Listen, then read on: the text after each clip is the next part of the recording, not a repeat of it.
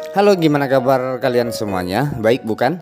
Pada video kali ini saya akan membahas film yang berjudul Undisputed seri pertama yang dirilis pada tahun 2002. Pada film ini kita yang sebagai lelaki dituntut untuk berjiwa tegas, berkomitmen dan berjiwa luhur.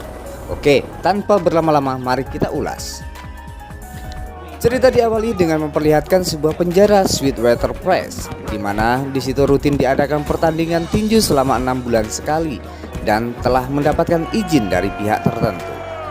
Dan kisah dimulai dari seorang juara tinju bernama George Chambers, atau lebih dikenal dengan julukan Iceman, di mana dia terjerat sebuah kasus yang menyebabkan dia harus dipenjara dan harus siap kehilangan popularitasnya.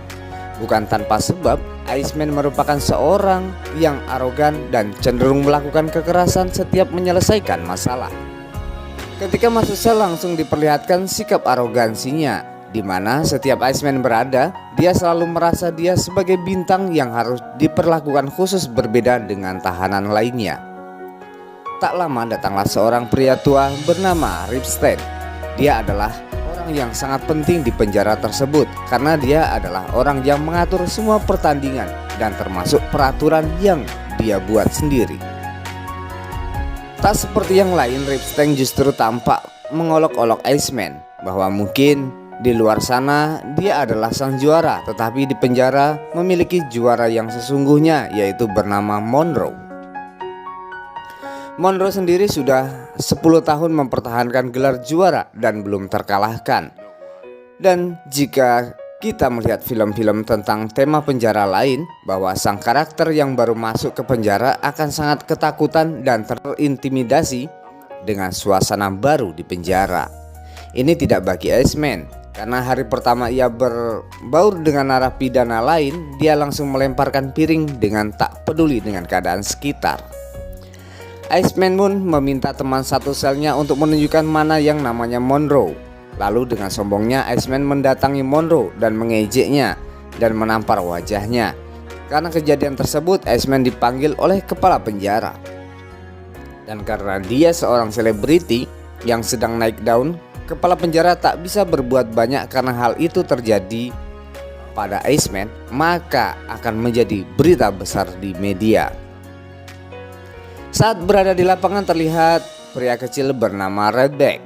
Dia terlihat tidak menyukai Iceman. Dia seorang asisten Monroe yang menemani setiap Monroe bertanding.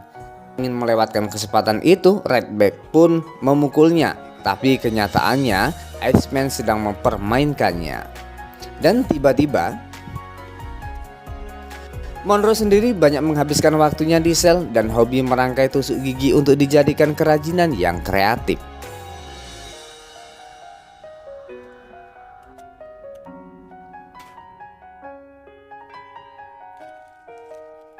Ketika itu Iceman sedang sendirian, dia pun didatangi wanita cantik jadi-jadian yang dikirim oleh sebuah geng berbahaya di penjara.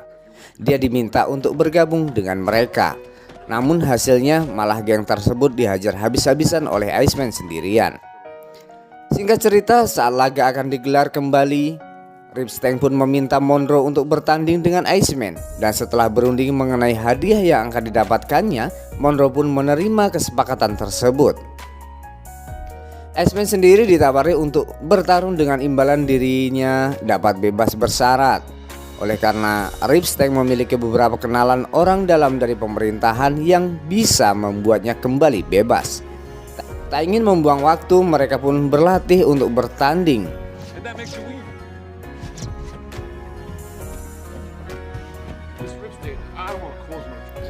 Hingga suatu ketika mereka dipertemukan kembali saat mandi bareng, tetapi mereka mampu menahan emosi sampai pertandingan tiba. Saat makan siang terjadi hal mengejutkan. Semua napi menunggu Monroe dan melemahkan mental Iceman, tetapi tidak berlaku padanya karena dia malah berjoget dan tersenyum. Suatu malam ketika Monroe sedang main kartu bersama rekannya, datang seorang gangster yang waktu itu mendukung Monroe memenangkan pertandingannya, di mana mereka berencana menaruh obat pada minuman Iceman agar saat pertandingan Iceman tidak fokus dalam pertandingan. Namun sebagai pria yang beretika, Monroe tidak akan pernah melakukan tindakan tidak terpuji seperti itu. Dan jika mereka benar-benar melakukannya, Monroe tidak segan-segan akan menghajarnya. Tibalah hari yang ditunggu-tunggu. Mereka semua telah berkumpul dan sebelum pertandingan dimulai, mereka dengan kompak menyanyikan sebuah lagu. Setelah itu Iceman dan Monroe memasuki arena. Tibalah saatnya mereka berdua akhirnya bertanding untuk menentukan siapakah juara sejati yang sesungguhnya. Pertandingan pun dimulai dengan pukulan-pukulan yang dilayangkan oleh kedua petarung. Dan Iceman tampaknya kesulitan menghindari pukulan tersebut. Dan tampaknya itu tidak berpengaruh besar padanya. Dan tiba-tiba Iceman berganti dengan melancarkan pukulan hook kiri dan kanan. Dan diakhiri uppercut yang membuat Monroe terjatuh. Di ronde kedua, Iceman sempat terkena pukulan yang membuat dia emosi dan melakukan serangan balik dengan sebuah pukulan yang membuat Monroe kewalahan dan membuat Monroe terjatuh. Dua ronde ini Iceman masih memimpin dalam pertandingan ini. Pada ronde ketiga, Monroe masih diserang habis-habisan hingga Monroe mendapat kesempatan melayangkan pukulan yang membuat Iceman keliangan. Tak ingin menyanyiakan kesempatan itu, Monroe melayangkan pukulan-pukulan yang membuat Iceman terjatuh untuk pertama kalinya. Saat bel berbunyi, Iceman tampak tidak terima dengan hal itu dan kembali menyerang Monroe tetapi tidak dihitung. Hal itu diredam oleh timnya. Hingga saat bel ronde keempat berbunyi, itulah puncak dari pertandingan ini. Pukulan demi pukulan dilayangkan oleh kedua belah pihak. Dengan ketenangan pukulan yang dilayangkan Monroe akhirnya bisa membuat Iceman terkena pukulan bertubi-tubi hingga dia tumbang kembali. Pada akhirnya Monroe memenangkan pertandingan. Monroe tetap sebagai juara sejati walau dunia tidak pernah mengenalinya. Sesuai kesepakatan, Iceman mendapatkan kesepakatannya dan dia bebas tanpa syarat dari penjara. Setelah 3 bulan kebebasannya, dia kembali lagi bertanding dan mendapatkan popularitasnya kembali. Di penjara sendiri terlihat nonton bareng dan Iceman memenangkan pertandingan dan menjadi juara dunia.